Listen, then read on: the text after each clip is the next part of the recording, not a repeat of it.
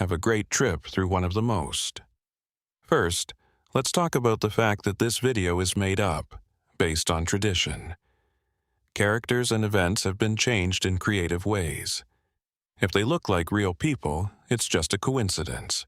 We do not promote or talk about doing things that are dangerous. Let's go on a journey into the dark mountains of North Carolina today. The silence of the woods hides secrets that time has never been able to fully discover.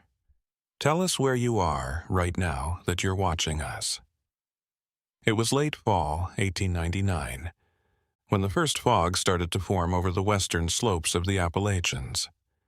Back then, western North Carolina was a very remote area where whole towns lived alone for weeks at a time during the coldest months.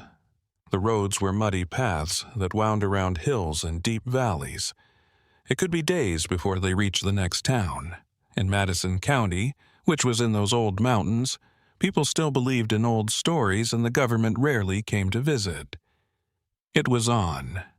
Lydia Crane built her life on a remote farm close to the village of Marshall. She had come to that area from Tennessee years before, with only a worn-out leather suitcase and hazy tales about a past she didn't want to talk about. The woman with the deep eyes decided to live alone in that forgotten part of the mountains, and her closest neighbors lived miles away. Not many people knew anything about her. Lydia moved into a dark wooden cabin that had been made by an unknown pioneer many years before. The building stood in an open area bordered by old oak and pine trees that kept out most of the sun. It looked like the place was always in twilight, even during the day. A few people who met her say she had a small herb yard, raised chickens, and helped people who needed it with home remedies. When traditional treatment didn't work, some people turned to her for help. Some people stayed away from her and said in whispers that she was different. The first doubts came up in a quiet way. People passing through. The area started to go away. People often got lost in those dangerous mountains, where the fog could make even the most expert hikers lose their way. But people started to notice the trend. They were always alone and didn't have close family. They took the trails that not many people took. A peddler in 1897, a traveling speaker in 1898, and a young person without a job in the beginning of 1899. Men who just disappeared into the dense woods like smoke. Word got to Marshall's village through pieces of talking in bars with dim lighting. Lydia Crane was the last person seen with the missing peddler, and the preacher had said he planned to visit her before he disappeared. The miner had asked for directions to that remote house days before he was last seen, but he was never seen again. People who believe in ghosts like to tell these kinds of stories on cold winter nights. No one had proof. No one wanted to look into it. Following this, letters were sent to Thomas Garrett, who was sheriff of Madison County. Messages from unknown people with shaky handwriting said that something bad was happening on that land that was lost in the mountains. In one letter, it was said that anyone brave enough to look would find disturbing things. Someone else said that cries could be heard in the valleys at night when there was no moon. But Garrett was naturally suspicious, and there was something about those letters that made him feel very bad. By late October 1899, the trees had already lost their leaves and it was getting cold. Garrett chose to do something. He got together 4 guys he could trust and went to Lydia Crane's cabin. It took almost a day to get there. They walked along narrow paths, crossed frozen streams, and climbed steep hills. When they finally found the clearing, the sky was a deep, unsettling red because the sun was setting behind the faraway hills. It was quiet in the house. Smoke rose slowly from the chimney, showing that someone was inside. He rang the old wooden doorbell, and after what seemed like Lydia Crane opened it for all time. She watched them with a face that couldn't be read. She wasn't scared or shocked. She just looked like she was waiting for that moment to come. The sheriff told them why they were there. Lydia just couldn't say no. With a slow, intentional move, she invited them in. The inside of the house was simple and well organized. There were bundles of dried herbs hanging from the roof. Glass jars with strangely colored liquids were displayed on rustic shelves. In the corner, a campfire made a soft crackling sound. Everything looked normal, which was kind of scary. That's when one of the men smelled something bad. At first, it was subtle, but once you paid attention, it was clear. A smell that was sweet and smelly that came from under the floor. Garrett told them to look everywhere, and that's when they found the trap door under a worn-out rug near the fireplace. When the trap door opened, a wooden ladder leading down into complete darkness was seen. Garrett turned on a flashlight and started to go down. The other person followed him. Men. The air got heavier with each step, heavy with dampness and that awful, bothersome smell. The cellar was small, and the low roof was held up by wooden beams and walls made of rammed earth. What they found there would change the past of that mountain area for good. I won't go into the horrible details, but I will say that their theories about the disappearances were proven in a way that none of them were ready for. There was disturbing proof that the space had been used for things that were impossible to understand. The men climbed in silence, some looking shocked, and others trying hard not to feel sick. During the search, Lydia Crane stayed sat at the cabin table. He came up from the downstairs, and she just looked at him and told him she was ready to go. She didn't give any reasons. She didn't say anything, just accepted what was going to happen, as if this were just the next part of a story that was written a long time ago. It took a long time and was stressful to get back to Marshall. Lydia rode among the men in silence, her face expressionless as. They went along the same paths that many people had taken before they disappeared. People in the area heard about her arrest very quickly. Within days, people from nearby counties started to show up. Some were looking for lost family members, while others were just interested in the woman who lived alone in the mountains. There were stories in local media about the case.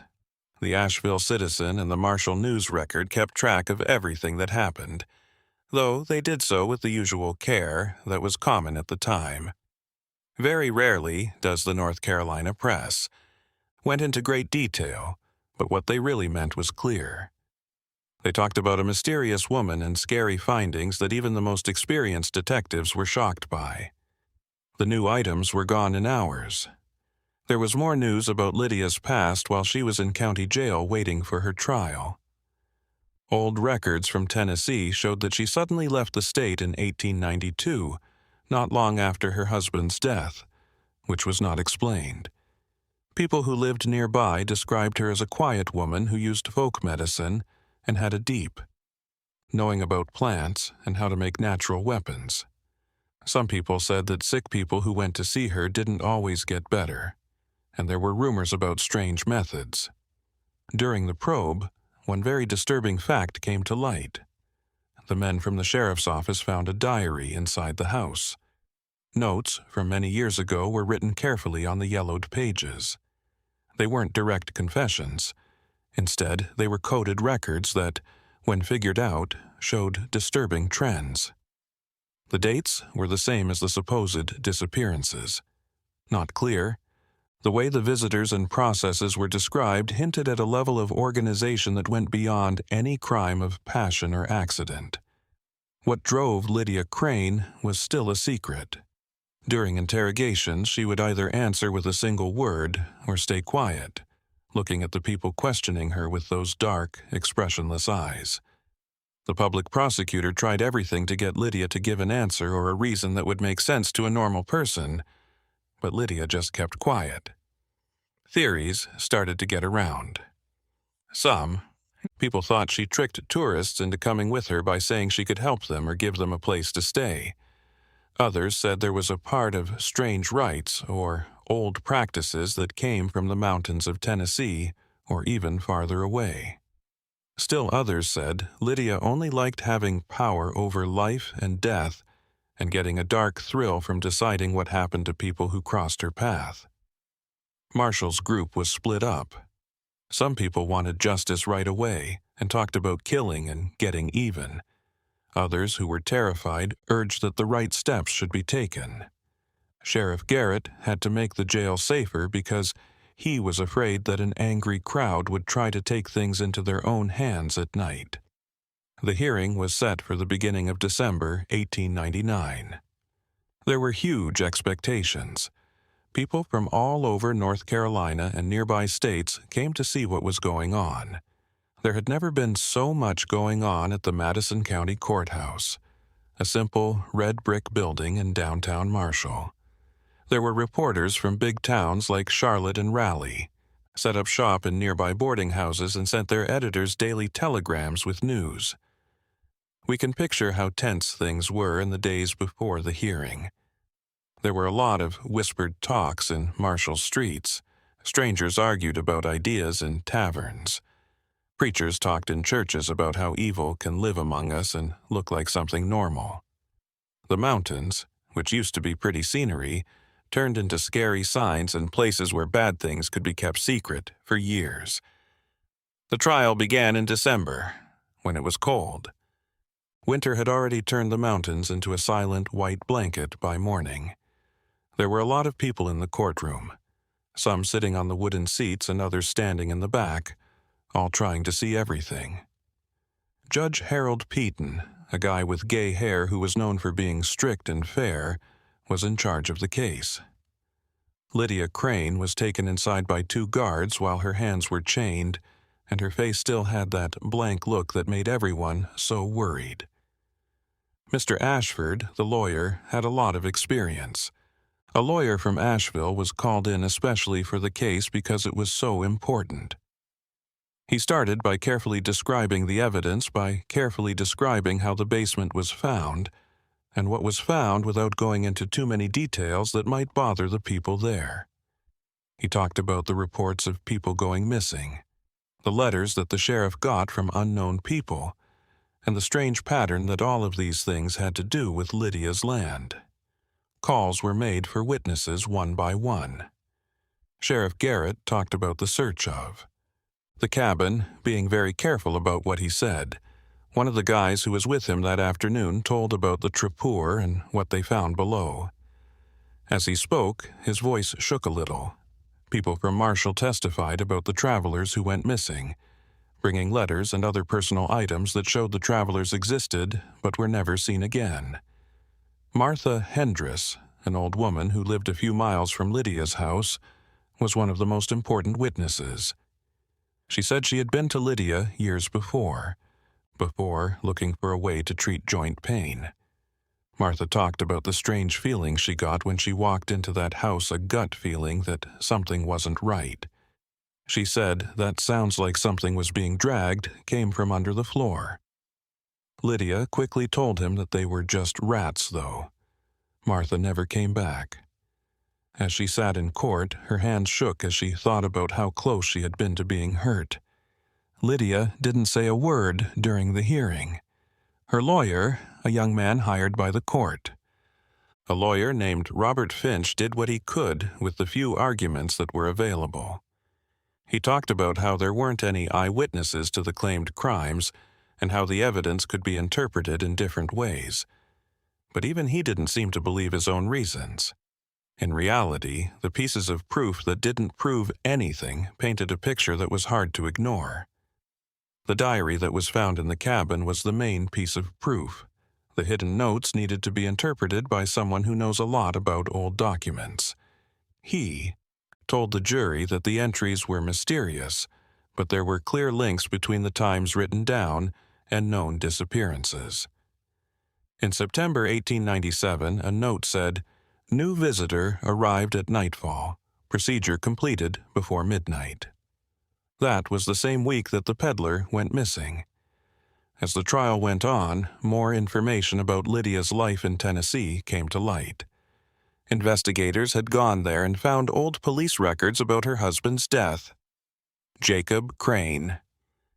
At the time, in 1892, authorities thought the death was caused by a sudden illness. But now that the case was looked at with fresh eyes, doubts arose. Jacob had been sick for a week with strange symptoms that local doctors couldn't explain. He started out feeling very sick, then became very weak, and finally stopped breathing in the middle of the night while Lydia was with him. Neighbors from Tennessee were found, and their statements sent to the North Carolina court. One letter from a former neighbor. One statement said Lydia knew a lot about poisonous plants and often picked mushrooms and roots in the nearby woods. Another said a young farm worker got sick after eating food from Lydia, but he lived and soon left the area. The jury was made up of 12 men from Madison County who were ranchers, merchants, and knew how hard life could be in the mountains. They listened to each testimony with serious faces, some taking notes and others not. They were just taking in the enormity of what was being said. We can only imagine how heavy it must have been for them to decide the fate of a woman whose crimes seemed beyond normal comprehension. During the 3rd week of the trial, something unexpected happened. A woman named Sarah Coleman came to Marshall from Knoxville, Tennessee, and told the prosecutor a disturbing story. Sarah was the sister of the traveling preacher who had gone missing in 1898. She brought letters that her brother had sent before he disappeared. In one, from a few days before he disappeared, he wrote about meeting a strange woman in the mountains of North Carolina who heals with ancient methods. He planned to go see her to see if her practices were compatible with the Christian faith. Sarah testified with tears in her eyes, saying that her brother was a kind and naive man who always tried to see the good in people. She said that he carried a small black-covered Bible with his initials engraved on it. The prosecutor then showed new evidence. That same Bible had been found hidden in a drawer in Lydia's cabin with other personal items that seemed to belong to the missing people. This caused a stir in the courtroom. Up until that point, there had been room for reasonable doubt for other interpretations, but those objects were proof, direct links between the victims and Lydia.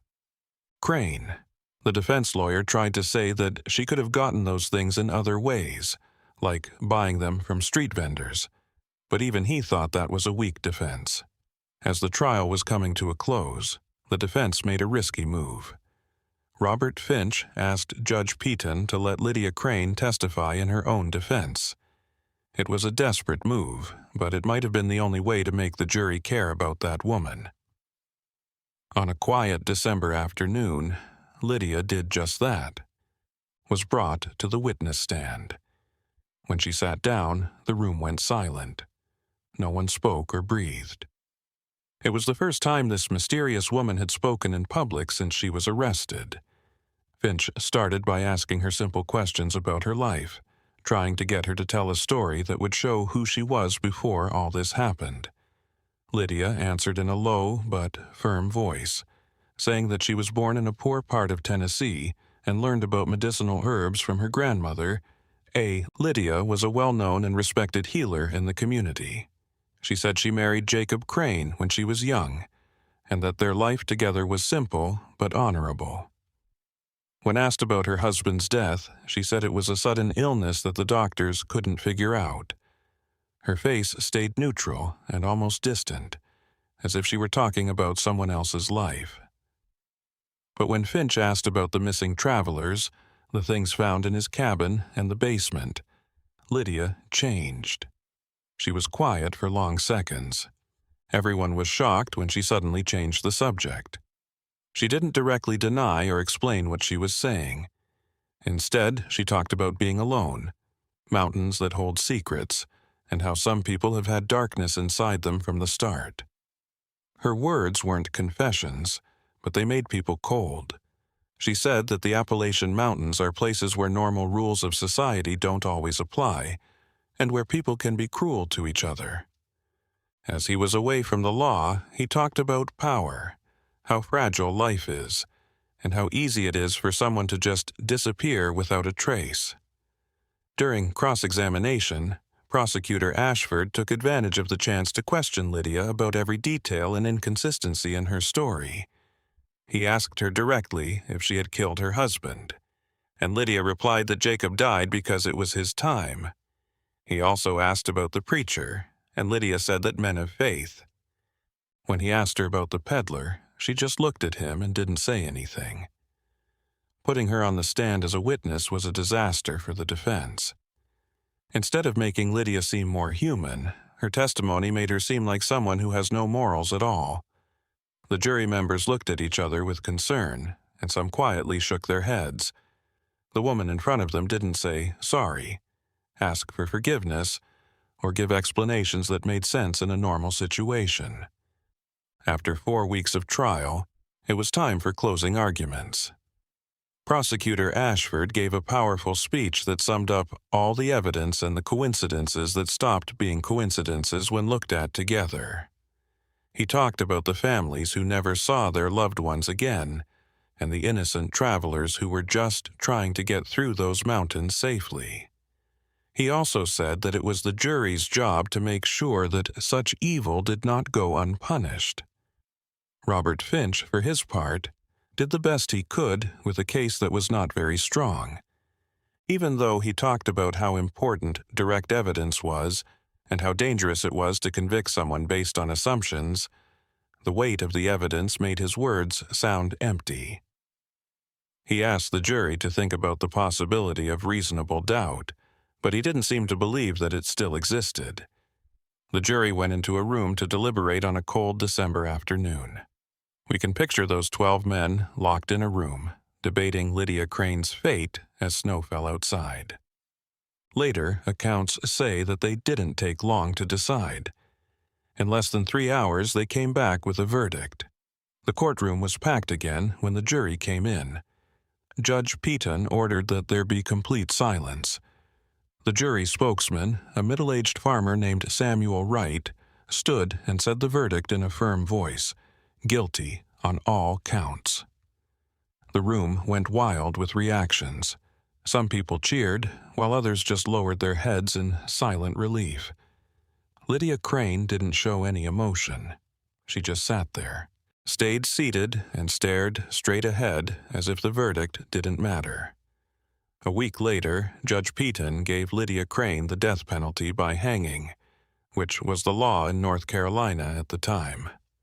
The execution was set for the end of January 1900. She would be the first woman to be put to death in that county in decades, and she might have been the first woman to be put to death in the Appalachian Mountains in recent years.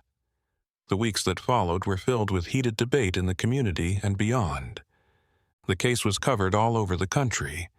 The New York Times wrote about the mysterious woman in the North Carolina mountains, and newspapers in Atlanta, Richmond, and even Washington, D.C. talked about what it meant. Some said the death penalty was fair for such serious crimes, while others asked if a woman should be put to death no matter what she did. Lydia stayed in the county jail until she was put to death. The guards said she spent her days in almost total silence, sometimes even sleeping.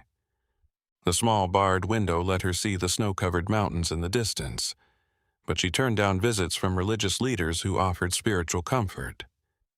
She didn't write any letters, beg for forgiveness, or show any fear or regret. January 1900 brought one of the worst winters North Carolina had seen in years. The mountains were almost impossible to reach because trails were blocked by snow, cutting off whole communities. Marshall became a snow-covered ghost town where in that lonely place, the only sound was the biting wind coming down from the icy peaks. Lydia Crane's execution seemed even worse. But as the date got closer, something unexpected started to happen. Letters started coming into the North Carolina governor's office from all over the state and other places. Some asked for mercy, saying that putting a woman to death was against Christian principles of mercy. Others insisted that justice should be done no matter what. As the debate heated up in the newspapers, people from all over the state had different thoughts. A group of women from Asheville started a petition asking that the sentence be changed to life in prison. They said that while the crimes were terrible, using death as a punishment kept up the very kind of violence that the petition was trying to stop. The petition got hundreds of signatures, but other groups were very against it because they saw it as disrespectful to the victims. There was a well-known Methodist preacher in the area named Reverend Edmund Price, who tried several times to visit Lydia in prison. He was sure that no soul was beyond redemption and that it was his duty to offer spiritual comfort even to those who had done the worst things. But Lydia refused each visit. The guards said she wasn't interested in talking about salvation or repentance because those ideas don't make sense to her. Find out more about Lydia's past. Old Tennessee records showed that before she married Jacob Crane, she had worked briefly as an assistant to a strange doctor who used questionable methods. That doctor, Augustus Whitmore, had been investigated by local authorities because of suspicious patient deaths, but he was never officially charged. He disappeared in 1890 and was never seen again. The link between Lydia and Whitmore brought up disturbing new questions. Had she learned her dark methods from that man? The records were too broken up to give clear answers, but the discovery added to the mystery of who Lydia Crane really was and how she became the person she was. The missing preacher's sister, Sarah Coleman, stayed in Marshall during those last few weeks. She went to the jail several times, not to talk to Lydia, but just to be there, as if being there could somehow make her brother's spirit feel better. Sarah spent hours walking the icy grounds. They walked around the city, went to the local church, and talked with other families of missing people who had also come to the area. One of these people was Martin Holey, who was the brother of the peddler who had gone missing in 1897. Martin had come from Virginia to see the trial and brought with him a faded picture of his brother as a young man with a happy face who had no idea what a terrible fate awaited him in the mountains. Martin told Sheriff Garrett that part of him felt guilty. It was cruel for him to have his worst fears confirmed after years of not knowing what would happen. The family members' conversations about the tragedy showed something deeply human about tragedies like that. They talked about how the unsolved absence was a certain kind of pain and grief that could never be fully processed. Now that they had terrible but definitive answers, they were going through a different kind of pain. It was the closure that everyone says they want. The execution was scheduled for Friday, January 26, 1900. That morning, the sky was gray and heavy, threatening more snow. It was below freezing, and the wind cut like invisible razors. The gallows had been set up in the prison yard. It was a simple structure made of dark wood that stood out against the white snow around it. State officials came from Raleigh to oversee the process and make sure everything was done according to. The executioner was a man hired specifically for the job, an experienced person from another state. He set up the equipment with professional precision, checking every detail several times. There was a morbid air about the whole thing. A small group of official witnesses, including Judge Peaton, Prosecutor Ashwood, Sheriff Garrett, and some members of the press, were allowed into the courtyard. Sarah Coleman asked to be there, and after some discussion, she was allowed to be there. She asked to look into the eyes of the woman who had killed her brother, but she didn't know what she thought she would feel. At 10 o'clock in the morning, Lydia Crane was led from her cell to the courtyard. She was wearing a simple dark dress and walked with firm, steady steps. She looked at the gallows and the people gathered there with the same blank look that made her stand out. When she was asked if she had any last words, there was a tense moment. After a long silence, Lydia spoke. Her voice was low but clear in the cold morning air. She didn't ask for forgiveness or say she wasn't guilty. Instead, she said something that would elude everyone for decades. She said that the mountains had always called to people who carried darkness within them, that those ancient peaks had seen secrets since the beginning of time, and that she was just one of many who had answered that call. Enigmatic and unsettling, adding to the mystery instead of clearing it up. After saying those mysterious words, Lydia Crane stopped talking again. The executioner came over to finish the last steps, and she did not protest. There were no tears, screams, or last-minute please, please. She just accepted her fate in a calm and unsettling way. At 10:15 that cold morning, Lydia Crane died, but the questions about who she really was and what drove her remained unanswered. Her body was buried in a quiet corner of Marshall Cemetery, away from where the town's respectable families lay their dead. There was no religious ceremony or fancy headstone, just a small stone with her name and the dates of her birth and death. Even in death, she remained separate, rejected by a community that never understood her and maybe never could. In the days after her execution, Marshall slowly tried to get back to normal. People went back to their normal lives, and reporters left. People who were interested in the stories went back to their faraway homes, but something had changed in that small mountain town. There seemed to be an invisible shadow over the area, an unsettling awareness that evil can live in the strangest places while appearing as normal. Lydia's cabin stayed empty for months because no one wanted to go there. Rumors started to spread about strange things happening on the property, like seeing strange lights at night and hearing strange sounds in the forest. Many people thought the stories were made up, but no one dared to check them out for themselves. The forest around the clearing seemed even darker and quieter. At the end of the summer of 1900, the property was finally auctioned off by the county. A farmer from outside the area who didn't know much about the history bought it for a ridiculously low price. He planned to tear down the cabin and use the wood, then clear the area to plant tobacco. When he got there to start the work, he found that the building had been destroyed by fire. The cabin had been set on fire sometime in the spring or summer, leaving only black ashes and charred beams. No one ever found out who did it. Some people thought it was family members of the victims who were looking for some kind of release by destroying the place where so much pain had happened, while others thought it was people in the area who just wanted to get rid of that stain.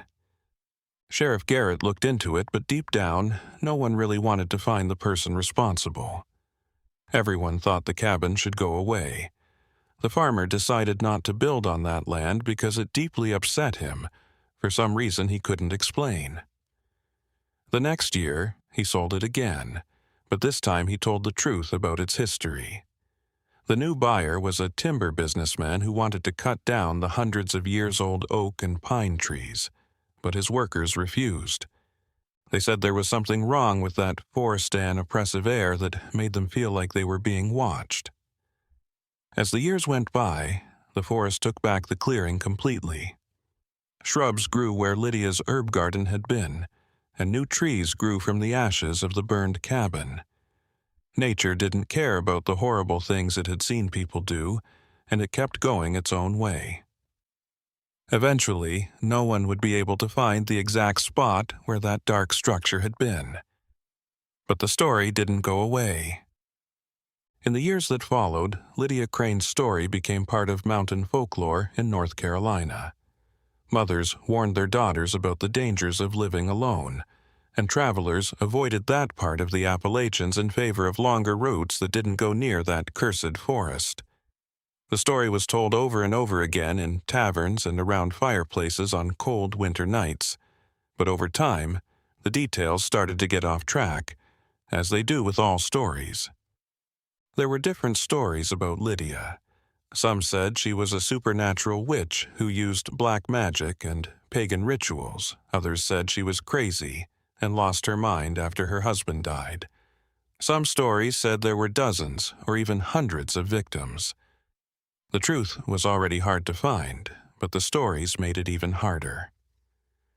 The official records of the case were kept in the Madison County Courthouse. There were rumors about the case for decades. As time went on, the yellow files sat on dusty shelves, empty and unread. Every once in a while, a local historian or college student would find them and become interested in the dark story inside. They wrote academic articles and included short mentions of the files in books about North Carolina's criminal history. Sarah Coleman never got married or had children. She taught for the rest of her life in Knoxville. People who knew her said she had a deep sadness in her eyes, The death of her brother and seeing his killer put to death left a permanent mark on her. She died in 1934, taking with her memories that she never fully shared with anyone. Martin Holloway, the brother of the missing peddler, returned to Virginia after the execution. He kept in touch with Sheriff Garrett on occasion for a few years, always asking if any new information had come to light about his brother's whereabouts. Eventually, the letters stopped, and Martin learned to live with the absence. But pictures of him later in life show a man who aged too quickly, sagging from an unseen weight. Sheriff Thomas Garrett continued to serve Madison County for another 15 years after the case. He rarely talked about Lydia Crane, but people who knew him well said that it had changed his whole outlook. He became more alert, wary of people being alone for too long in the communities he was in charge of. He started regular patrols in the remote mountain areas, which had never been done before. Before that, when he retired in 1915, he burned his personal notes on the case because he told his wife that some of the information was too heavy to leave as an inheritance. As the years went by and the 20th century began, the Appalachian Mountains region where Lydia Crane had lived changed a lot. Muddy trails that connected small towns were replaced by dirt roads and then by paved highways. When electricity came to the mountains, it brought a lot of changes. Some places that had been completely dark during the long winter nights started to get some light. The area became less isolated, but it never went away completely. Marshall grew from a small village to a small town with established commerce and basic infrastructure. New generations were born and raised without directly knowing what happened in 1899. But the story of Lydia Crane lived on like a ghost in the collective consciousness. Even though many people didn't understand the details, they all agreed on one thing. Something terrible had happened in those mountains, and the community should never forget it. In the 1920s, a Charlotte journalist named Frederick Walsh became obsessed with the case. He had heard pieces of stories about the mysterious woman in the mountains as a child and decided to look into it fully. Walsh spent months traveling through North Carolina and Tennessee. Walsh's investigation led him to talk to elderly people who remembered the winter of 1899 and 1900, track down the children and grandchildren of people involved in the case, and look for lost documents in county archives. What he found was both interesting and disturbing. Lydia Crane may have been linked to missing persons cases much earlier than was first thought. Old Tennessee records showed unsolved cases of missing persons in the area where she lived. Before moving to North Carolina, an old farmer in 1889, a traveling salesman in 1890, and a lonely widow in 1891 had all disappeared without a trace near the small property Lydia and Jacob Crane owned at the time. Walsh also learned something interesting about Dr. Augustus Whitmore, the controversial man Lydia had worked for. He found articles about investigations into Whitmore in old newspapers stored in Tennessee libraries. Whitmore's patients had accused him of. Whitmore was accused of doing experiments on people without their permission, giving them unknown substances, and keeping strange records about how many people died while they were seeing him. He was never officially convicted, but social pressure eventually forced him to close his practice. What was most disturbing was that Whitmore disappeared in 1890, right when Lydia was working as his assistant. Walsh found statements from neighbors at the time suggesting that.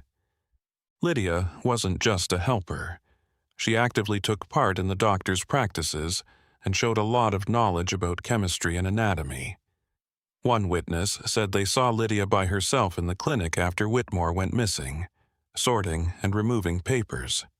In 1923, Walsh published a series of articles in the Charlotte Observer that brought the case back into the public eye. His reports were carefully written, avoiding sensationalism, but not leaving out details. He wrote about how bad Lydia's crimes probably were. He said she might have been responsible for many more deaths than the ones she was tried for. that she probably moved from North Carolina to Tennessee to avoid growing suspicion, and that her behavior pattern showed someone who had gotten better at what she did over years, or even decades. The articles caused a new uproar, and people who were related to people involved in the original case had a range of reactions. Some were glad that the articles brought attention to the case. Some people didn't like how Walsh shed new light on what had happened, and some even questioned whether it was moral to bring up such a dark story for journalistic reasons. Walsh defended his work, saying that uncomfortable historical truths should be recorded and kept. The series of articles also sparked academic interest. Criminologists started looking at the case of Lydia Crane as an early example of serial homicide, a phenomenon that would become very common in the future. Many years later, she was officially recognized and studied by psychologists. They discussed what might drive someone to repeatedly commit such acts. Some said she had some form of psychopathy, which means she couldn't feel empathy or remorse. Others said that unrecorded traumas in her childhood may have deeply distorted her mind. One particularly disturbing theory came from a psychiatrist at Duke University. Lydia may have developed a morbid fascination with the process of. Some people thought Lydia was interested in death itself, not because she was cruel or enjoyed other people's pain, but because she had a skewed scientific curiosity about how long human life can last. This idea was supported by the fact that she knew a lot about medicine for a woman of her time and social standing, and some of the things found in her cabin suggested she was trying to record or study something. But all of these ideas were just guesses. Lydia never gave real reasons for her actions. Researchers tried to figure out what was going on in Lydia's mind by looking at her lack of confessional statements and how cold she was until the very end of the trial. But the truth is that we will never really know what was going on in her mind. During the Great Depression in the 1930s, the forest where Lydia's cabin had been built was turned into part of an environmental conservation project. The federal government bought large tracts of land in the Appalachian Mountains to make protected areas and create jobs. Young men from the Civilian Conservation Corps were sent to the area to build trails, plant trees, and set up basic infrastructure. Some of these young men camped in the mountains near Lydia's old home and said they had strange experiences, unexplained feelings of unease in some parts of the forest, and disturbing dreams at night while they were there. A project supervisor, an experienced veteran from other Appalachian regions, said that forest had a different vibe. Animals seemed to avoid certain areas, and birds weren't singing as often. Logically, these observations could be explained by natural environmental factors. For example, the type of soil, vegetation, and topography might have made it so that animals couldn't be heard as much. But people who knew the history of the place found it hard not to see connections. The mind has a powerful ability to find meaning in coincidences. Still, the stories kept coming up. In the 1950s, a history graduate student at the University of North Carolina decided to write his dissertation on unsolved crimes in Appalachia in the 1800s. He dedicated a whole chapter to the case of Lydia Crane. His research took him to the same archives that Walsh had looked through decades before, as well as new sources that had become available over time. He found personal diaries of people who lived in Marshall at that time, correspondence between state officials about the case, and even sketches by artists who had drawn the trial for newspapers. One of the most interesting things that was found was a letter written by Robert Finch, the young lawyer who defended Lydia during the trial. It was addressed to another lawyer years after the case and showed how much stress defending Lydia had caused Finch. He wrote about how meeting her left him emotionally drained and how her empty eyes kept haunting him at night. People sometimes asked Finch if he was defending a person or something completely different. He said that after that experience, he never took on another criminal case and instead focused on corporate law for the rest of his career. The student also found the descendants of some people involved in the case and talked to the granddaughter of Martha Hendris, the elderly woman who had testified at the trial about her visit to Lydia's cabin.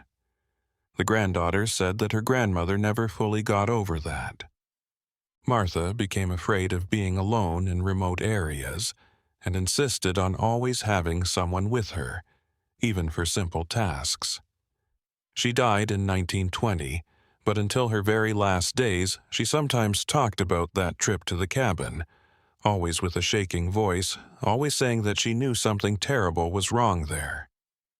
As the 20th century went on and American society changed drastically, the case of Lydia Crane continued to hold a strange fascination. People from many different fields became very interested in historical crimes and psychological phenomena in the 1960s and 1970s. This led many researchers to turn their attention to the dark mystery in the North Carolina mountains. In 1968, a cultural anthropologist from the University of Tennessee published a study looking at how rural Appalachian communities dealt with and remembered traumatic events. He spent months interviewing people in Marshall and nearby villages. He talked to older people in the area and recorded different versions of Lydia's story. What he found was interesting about how memories work. The story had changed into many parallel stories, with each person emphasizing a different part. Some versions focused on how justice was done, making Sheriff Garrett look like a hero who brought light to the darkness. Other versions were darker, suggesting that Lydia was just the tip of a much bigger iceberg of hidden violence in the area. People in the area told different versions of the story. Some made Lydia into a mythical figure, representing the evil that had lived in the shadows of the mountains since the beginning of time.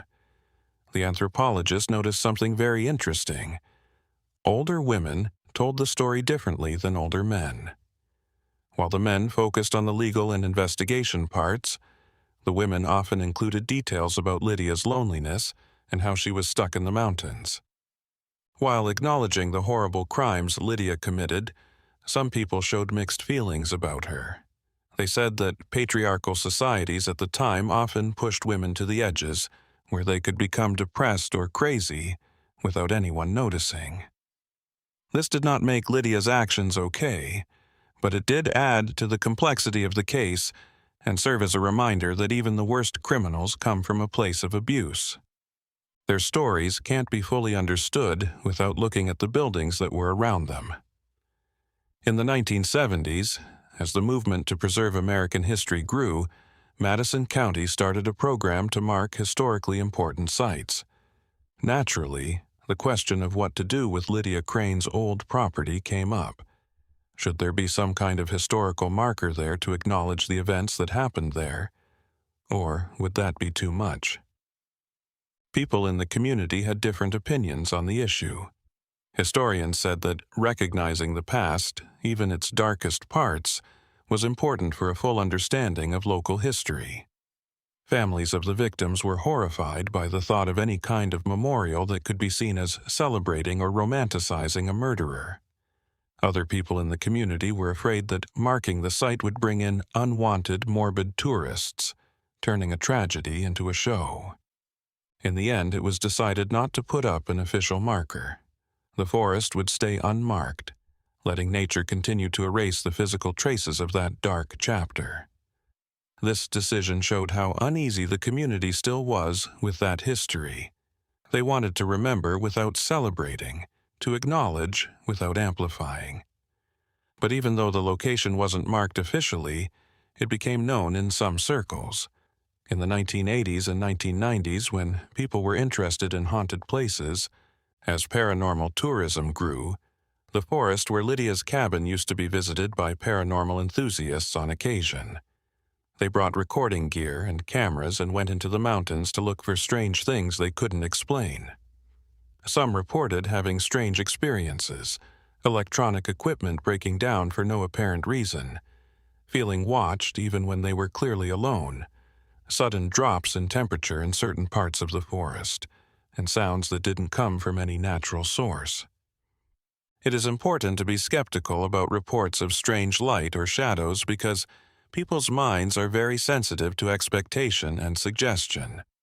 For example, when someone goes into a forest expecting to find something scary, their mind can easily mistake natural things for supernatural ones. In 1995, a folklore researcher at Appalachian State University wrote an interesting paper about how places with a history of violence or tragedy get their bad reputations. He said that places with a reputation for being haunted serve important social functions, keeping alive memories of events that the community thinks are important, even if they are changed. In this way, ghost stories are ways for communities to deal with traumatic events in the past.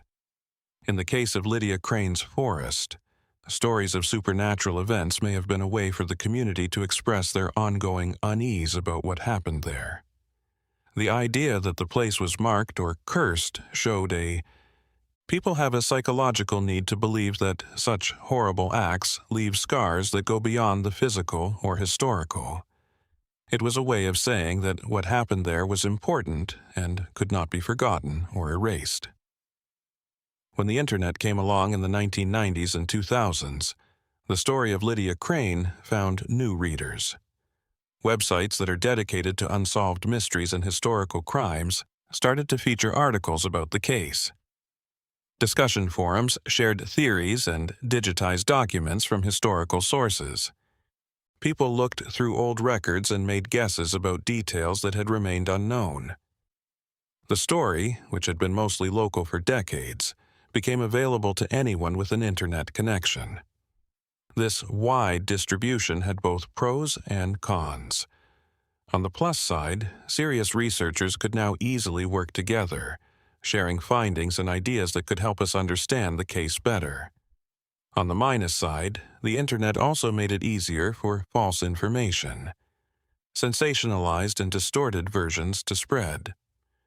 There was a popular true crime blog that wrote a long series about Lydia Crane in 2008 that got millions of readers. While it was well researched in many ways, it included speculation presented as fact, and dramatizations that exaggerated certain details for dramatic effect.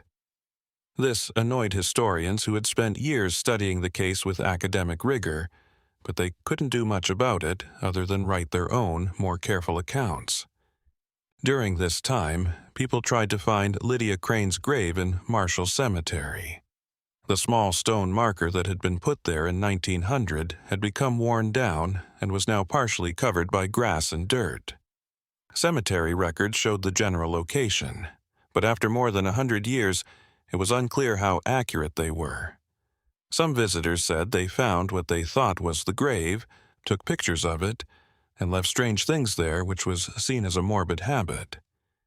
In 2010, the cemetery administration made the controversial decision to erase all identifying marks from Lydia's grave.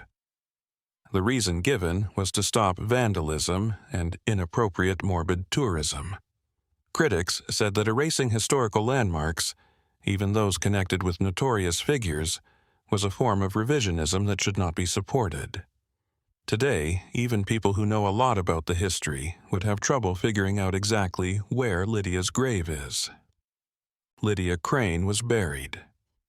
In 2012, the Madison County Historical Society started an oral history project to hear from older residents about how the story of Lydia Crane had been passed down through their families. One 80-year-old woman said that her grandmother, who was young at the time of the trial, used to tell the story to show how dangerous it is to judge someone quickly based on how they look. The grandmother thought that Lydia had been a victim of mass hysteria and was punished more for being female than for being. A strange and lonely woman than for solid evidence. This was a minority view, given how strong the evidence was at trial, but it showed how even events that seem clear can be interpreted in different ways depending on time and personal view. Each generation looks at the past with their own concerns and sensitivity, seeing in it reflections of current issues.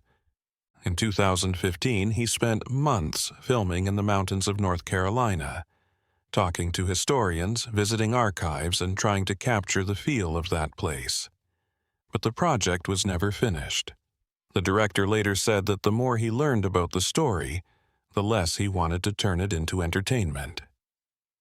There was something about the crimes and the real suffering of the victims and their families that wouldn't lend itself to a movie plot. There is a fundamental tension in how societies deal with historical crimes.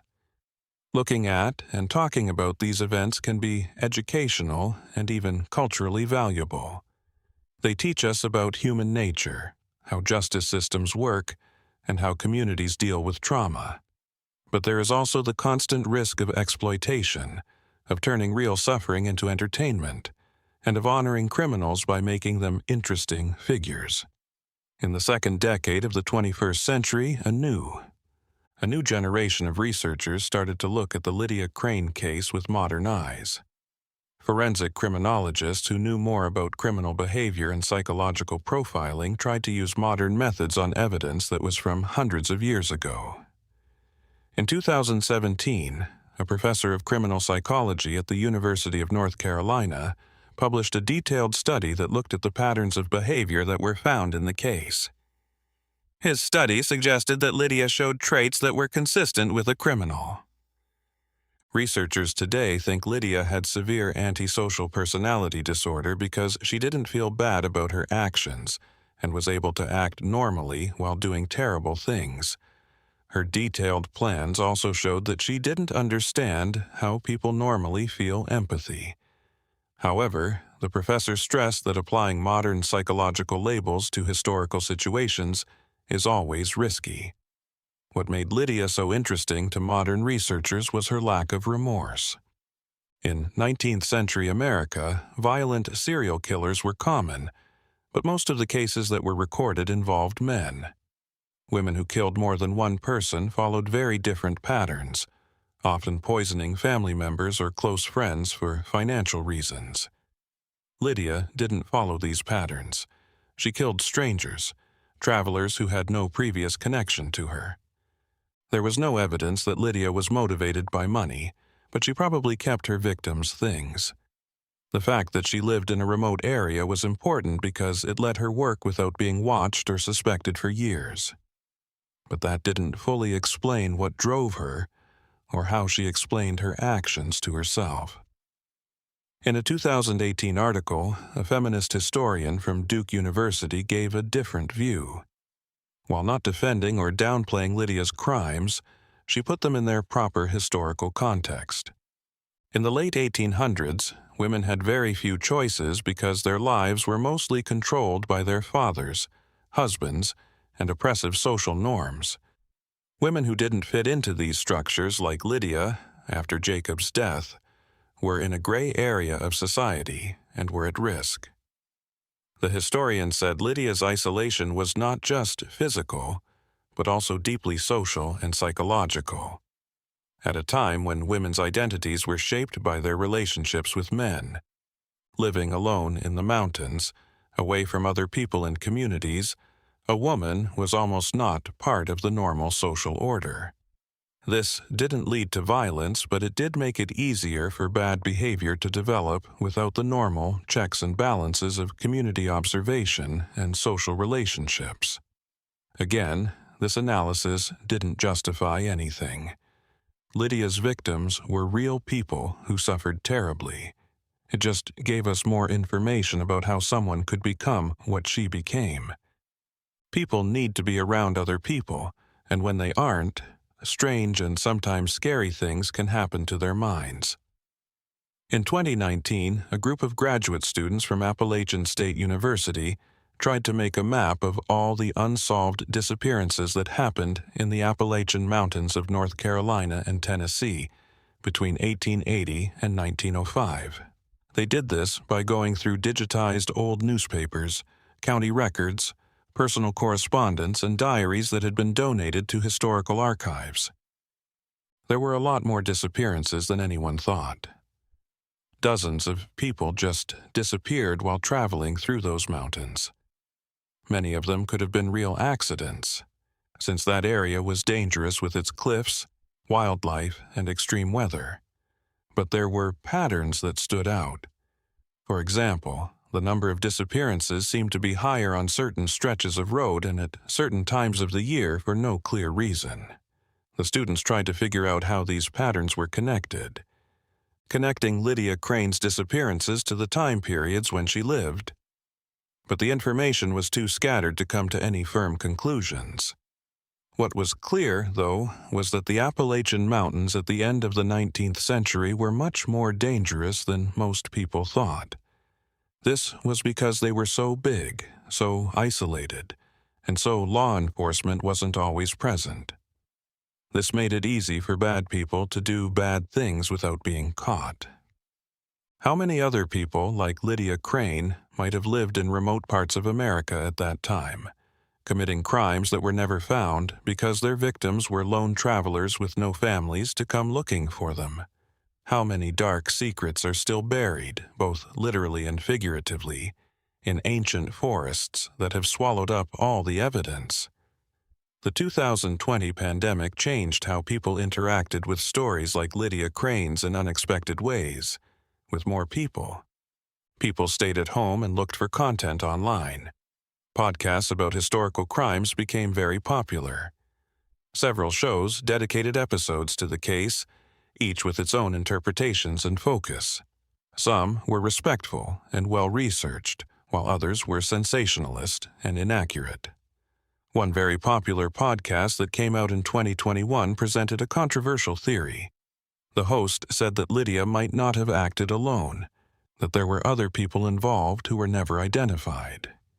He pointed to the fact that Lydia had been a minor at the time. The theory said that a woman of average size would have had physical problems with some parts of the crimes, especially since some of the victims were adult men who were probably stronger than she was. Criminal history buffs had strong feelings about it. Some thought it made sense, pointing to examples of criminal pairs or groups in the past. Others thought it was reckless speculation without any real evidence. Academic historians who studied the case in depth pointed out that there was. There was nothing in the trial records, investigations, or testimonies that supported the theory. It seemed more like something made up for a podcast than a serious look at the history. But the controversy showed a problem that has been around for a long time: how to keep people interested in and involved with true stories while also staying true to the facts and showing respect for those affected. It's a fine line that content creators don't always manage to cross. During this time, the forest where Lydia's story took place, a forest ranger who had worked in the area for decades, said that hiking trails that had been set up decades earlier still wound through the Appalachians and sometimes went close to the historic site. Hikers who knew about the history would sometimes take detours to try to find the exact spot, but they usually failed. The forest had done its job, erasing physical signs of events that seemed so important at the time, but were actually very small in terms of geological and ecological timescales. He lived in that area for 20 years and was interviewed in 2022. He had an interesting point of view. He said he always thought it was funny how people were looking for traces of a dark past when the surrounding forest was full of stories of life and death. Trees dying and making room for new plants, animals hunting other animals, an endless cycle of decay and renewal. Nature, he said, doesn't make moral distinctions. Death is just part of the process without judgment or memory. The way people think about violence and crime is interesting because the natural world works in a very different way. The forest that grew over Lydia's crimes doesn't remember them or have a moral scar from them. It's just forest, not caring about the human dramas that happened there. Maybe this is comforting, a way of looking at things. The worst things that happen, the ones that seem to happen over and over again, don't seem to have any effect on nature.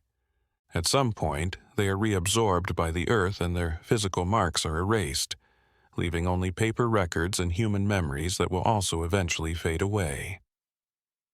In 2023, Madison County marked 124 years since Lydia Crane's trial. There were no official celebrations, but the local historical society put together a lecture that talked about the case in a broader historical context. The speaker was a retired professor who had studied Appalachian criminal history for many years. Years ago, he stressed how important it was to remember these stories not as morbid fascination, but as windows into understanding the societies that produced them.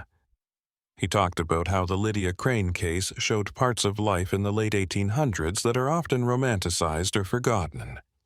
How hard it was to live in remote areas, how vulnerable travelers were, how limited law enforcement was, and how social structures could both protect and isolate people. He said that facing the facts helps us appreciate the progress that has been made while also staying aware of the problems that still need to be solved. More than 120 years after the events that happened in the winter of 1899 and 1900, Lydia Crane's story is still one of the most disturbing and mysterious.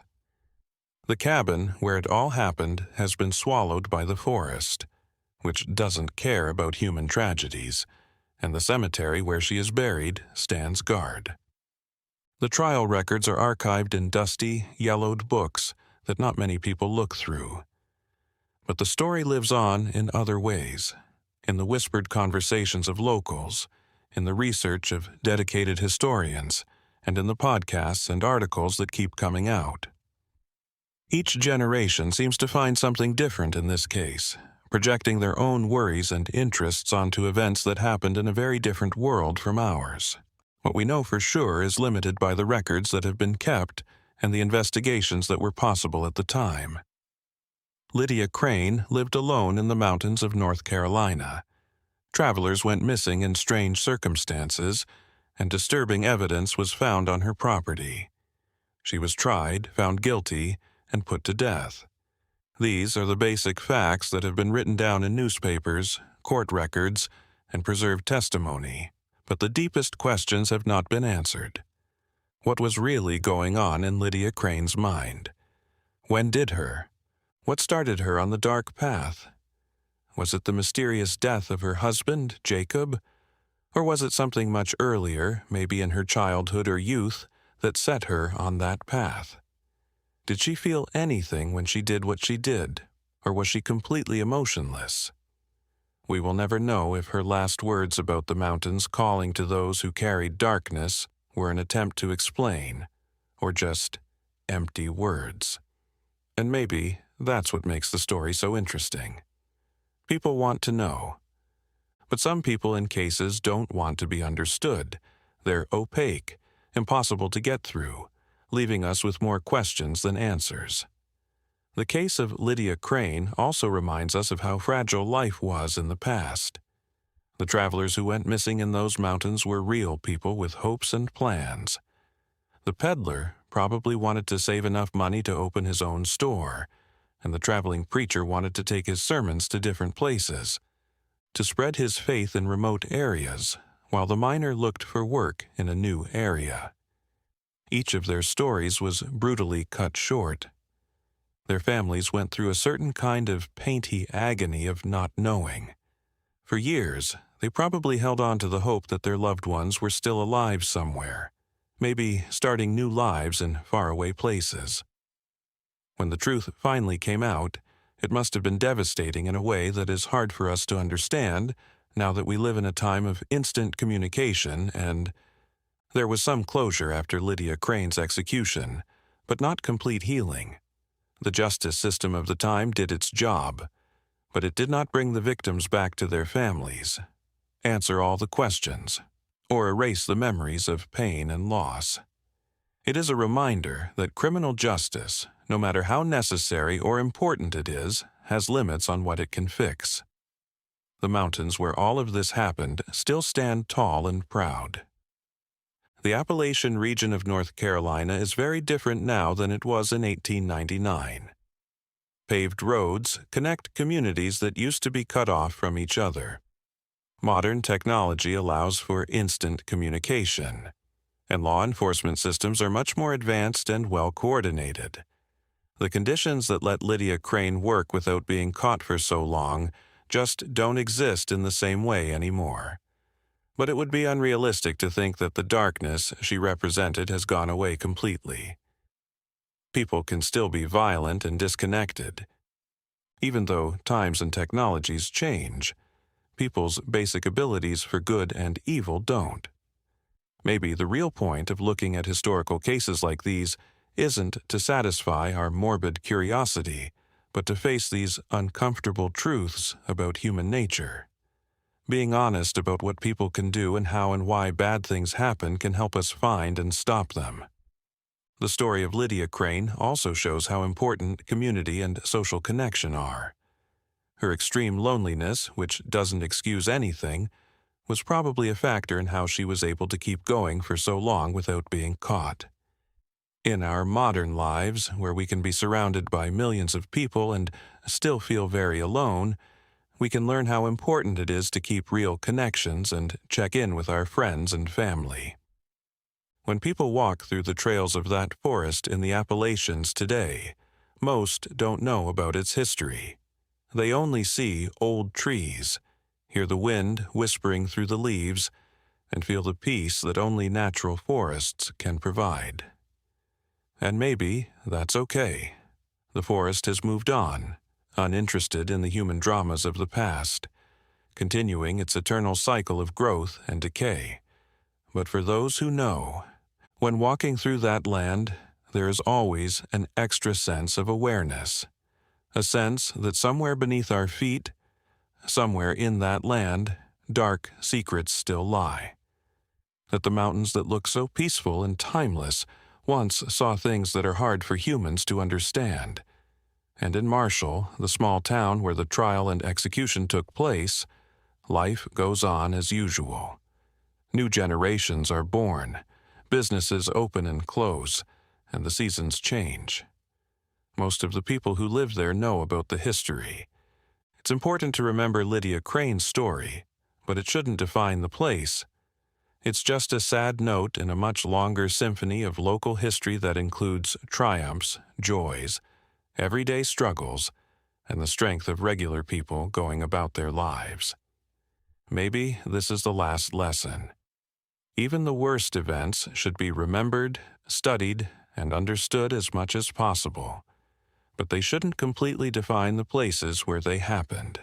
The story of Lydia Crane will always be one of the darkest parts of Appalachian mountain history. It is a reminder that evil can hide in plain sight, and that we need to be careful not to become paranoid. It is a story that makes us think, question, and hopefully learn.